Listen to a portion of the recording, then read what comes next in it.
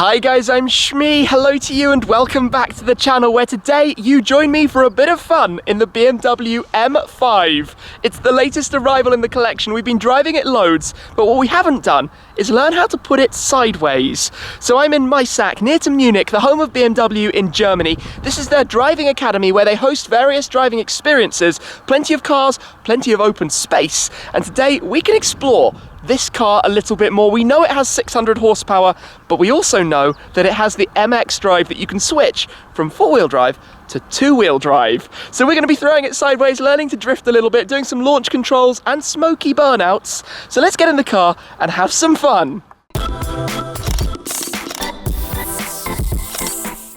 The M5 has been quickly picking up the miles since collection day 2 months ago at the BMW Welt, but since then we've taken the car from BMW M's fleet on various adventures. We went to the Nürburgring 24-hour race and even did a parade lap of the Nordschleife in it. It's been on 2 separate road trips and most recently to Le Mans in France for the 24-hour race there as well, and the reveal of the new 8 Series. So you probably know a fair amount about the M5 to begin with, but 600 horsepower, this is an incredibly powerful machine, but its biggest party trick that it has up its sleeve is the variable setup of the four-wheel drive system. By default it's in four-wheel drive. You can put it into four-wheel drive sport, but you can also put it into rear-wheel drive, two-wheel drive mode, thanks to the new xDrive system. So I discovered a little bit about this on the various press events with the car before it was revealed, but let me just come through, start it up and show you how this system works and how you can change the settings and how you're driving it. So let's climb in, just fire it into life. There we go, we get the nice M graphic on the central display screen. But to do this, and you have your M toggle so you can go through different driving modes, but you need to turn ESC off. So press and hold of the button for ESC and it will tell you that you can then configure the xDrive. So if we just do that, it will load up this display where you have four-wheel drive sport, and also two-wheel drive mode. That is where the historical, traditional passion of M still remains. So the four-wheel drive was introduced really for stability, security, performance, earlier performance out of corners, acceleration away from the line, so we'll experience some launch controls as well. But this is all configured and we can discuss this as we go. Anyway, this is the plan of the day, to head out here and discover a little bit about the facilities that they have. They do all sorts of driver training programs. So for example, if you get the car with the M Drivers package, which raises the top speed of the car over 250 kilometers per hour, you can come down here, do a driver training program to learn a little bit how to actually drive the thing, how to slide the thing, how to take it around the track, how to use their various different facilities, and I think we're going to be going over there very shortly.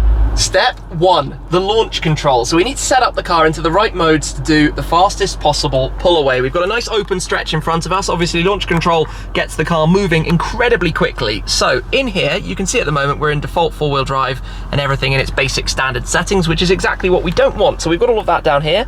To do a launch control in a BMW you need to turn DSC off. When DSC is off, there we can configure the xDrive and put it into four-wheel drive sport. Then here we want everything in the firmer settings, so let's put the powertrain into Sport Plus, the suspension into Sport Plus, and the steering into Sport Plus. The gearbox will be an automatic, but we need 3 on the drive logic, so you have the selector at the top.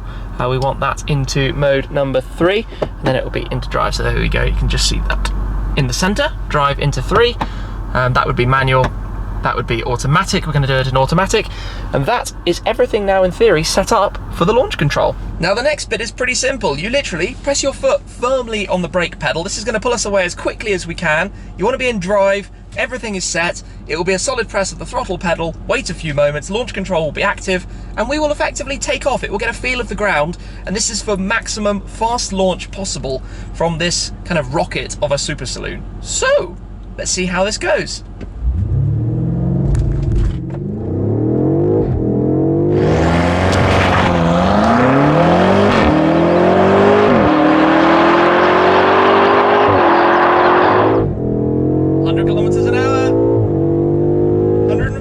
And onto the brakes. You feel the torque, I can tell you that. This car is fantastically fast. It's actually quite crazy how quickly, when you consider the weight and the size, how quickly this car actually gets moving. Round 2, just to experience this. So exactly the same again, launch control, just because it's fun to actually experience how quickly the car gets moving. Full throttle, ready and go. Whoa! That That felt quicker than the first go.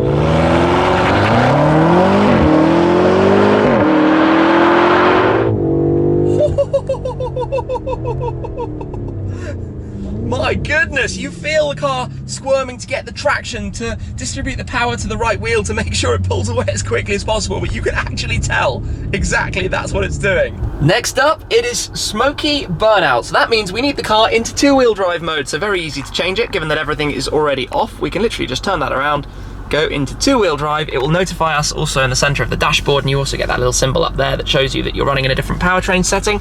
We want to have the gearbox to the right into manual gears, so that this works. But basically, we're probably only going to get one take at this. Let's give it a go and see what happens. Now, I'm not going to get a whole load of goes at this, but very similar to the launch control, foot firmly on the brake. The car will get a feel when I put the throttle down, and then when you start moving, you lift up the throttle. I'm in manual. Let's just hope I get this right first go, hey? Let's see what happens.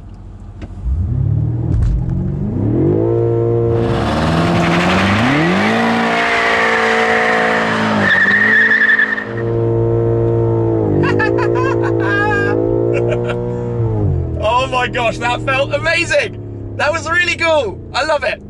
That was a full-on burnout rear-wheel drive. That's the traditional M car style. That's what we're used to. It's nice to have this balance, this switchable control, that you can go from one straight into the other. Insane. Round one was a success, so let us try this once more actually, just to see if we can get a little bit more smoke out of it. So, foot firmly on the brake, go for the throttle, build up some smokiness, and then away we go.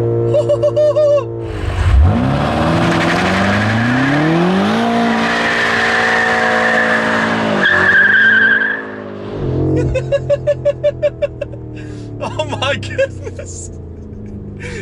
I love this. This is the M smile that's on my face. That smile that can only come from a BMW M car misbehaving. As I look back and I can see smoke in the air, I think I did exactly what I was supposed to do on that attempt. I think it's safe to say that this more or less did exactly what it was supposed to do. I'm kind of walking back past my 11s here, quite a long stretch of black lines on the tarmac, but that is, like I said, the fun of the rear wheel drive, and it's just amazing. You can switch it back between these two modes where we were launching it and flying down this straight behind me, but now doing this, and yes, I'm still going, I haven't been counting, but this must be like 30, 40, maybe a little bit more meters of black lines left down on the ground, right back to the beginning where they are very deep, dark, black rubber lines. How cool is that? The next order of the day then is to do a few little donuts. So we need the exact same configuration we were in, two-wheel drive, DSC off. The trick with this is to use the brake to pivot you around while you're using the throttle, and obviously to take on some lock. So we will start with some steering lock. Actually, maybe I'll just find a spot here to do this. Okay, start with some steering lock. Similar process, foot firmly on the brake, build up, let the wheels spin, and then unleash the fury. Let's see how this goes.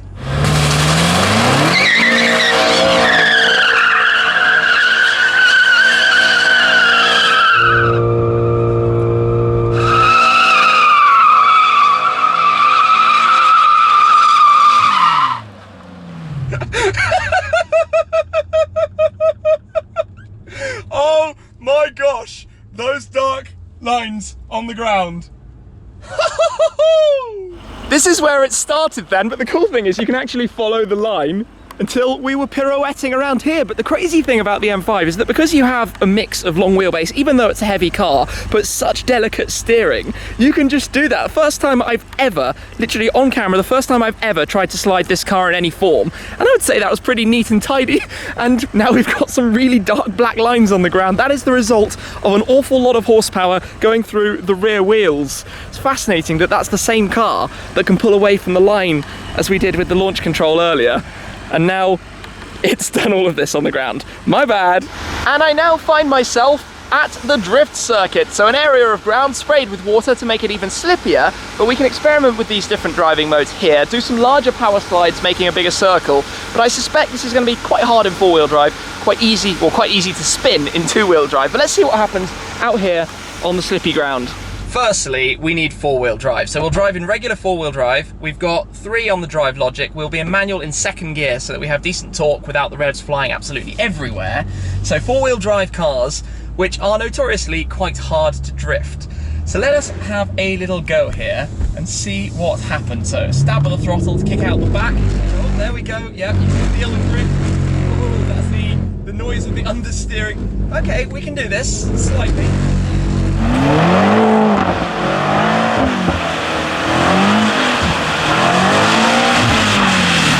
The car, even with the DSC off, is fighting so desperately. It even clinched the seatbelt there. Woohoo! But it actually has surprising traction, like even DSC off. So next up, let's put it into four-wheel drive sport and try and do exactly the same thing, still in second gear. This should be a tad easier. This needs a lot of throttle press.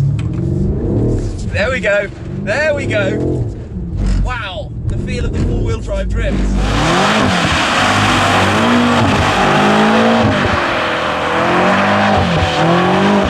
It's a completely different feeling, but it lets you get around. Maybe half a turn I can do.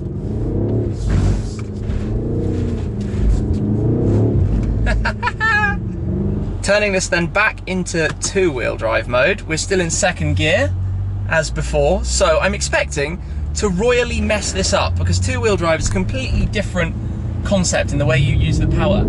Yeah, there we go, there we go. Much more gentle with it.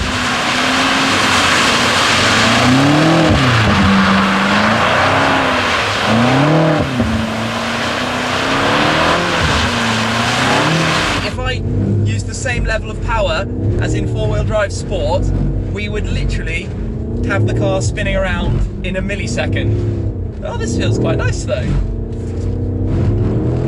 I got this, I got this.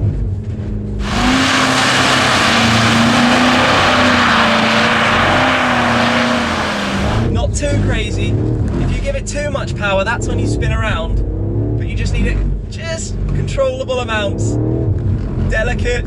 The steering, to be honest, you don't actually have to be too dramatic with the steering to do this. There we go. We did a full circle. Cool. Let's see what the traction is like pulling away.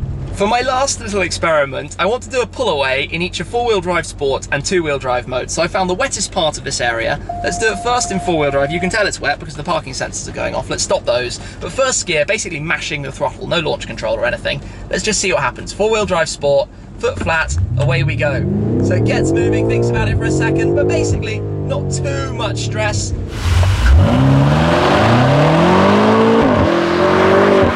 The car has the power to pull us away, and that's what's quite fascinating. If you tried to do that in the previous Gen M5, the F10 rather than the F90 in its rear wheel drive, good luck to you, as we're about to discover. So we'll come back round, pop it into two-wheel drive, there we go, back out onto the wet handling circuit, in the same place, two-wheel drive, exactly the same thing. Let us see what happens here. Yeah, no, not going anywhere, still spinning, still spinning. You get the point. If it was a race, four-wheel drive just completely won.